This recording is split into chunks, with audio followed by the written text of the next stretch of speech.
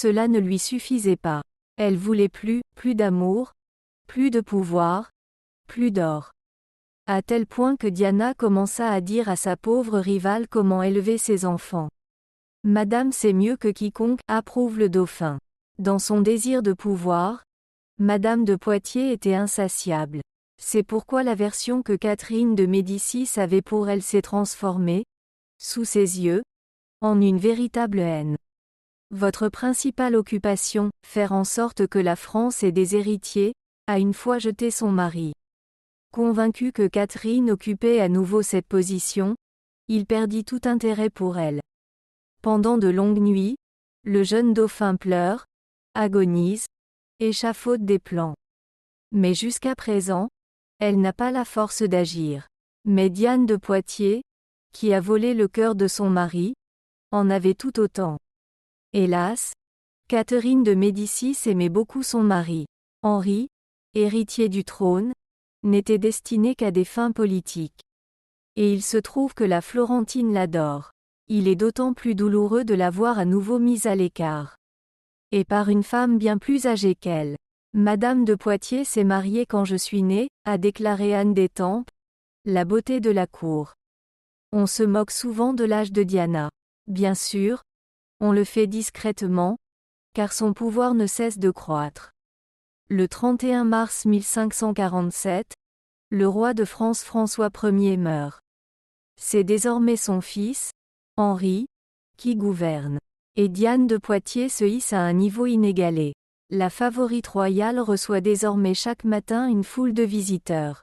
Ils rêvent de résoudre leurs problèmes grâce à elle. Et si auparavant Diane était traitée avec respect à la cour, son nom suscitait désormais l'irritation.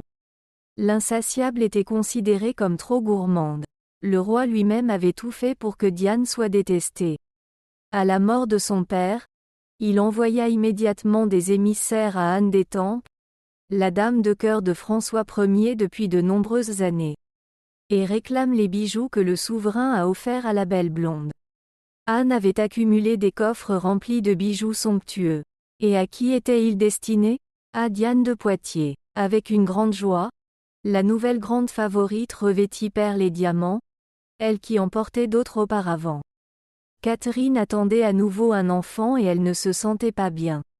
Voyant qu'à la prochaine réception royale, tout le monde honorait Diane comme une reine, elle quitta rapidement la salle.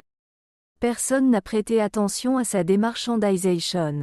Cette jeune femme est désormais considérée comme une poule ordinaire, certes, elle donne naissance à des héritiers.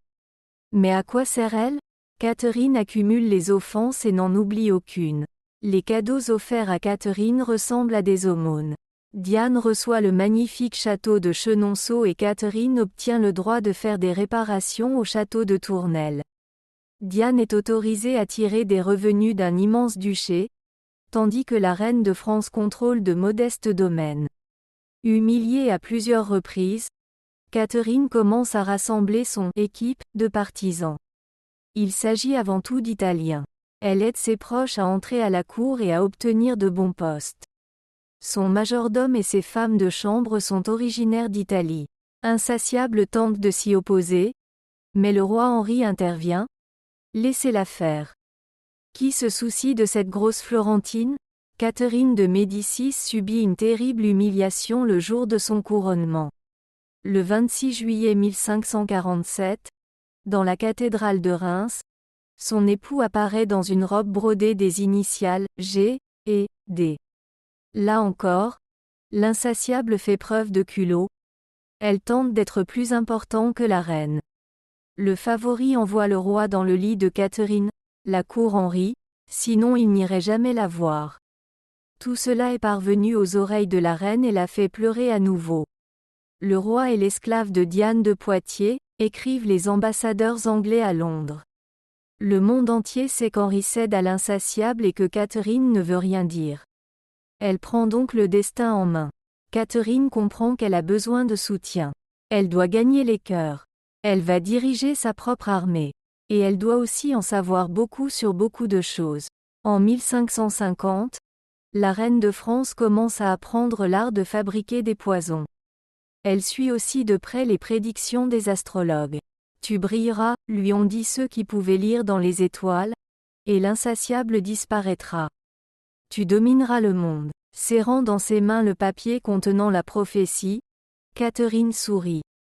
Elle attendait son heure. Merci d'avoir regardé ce film.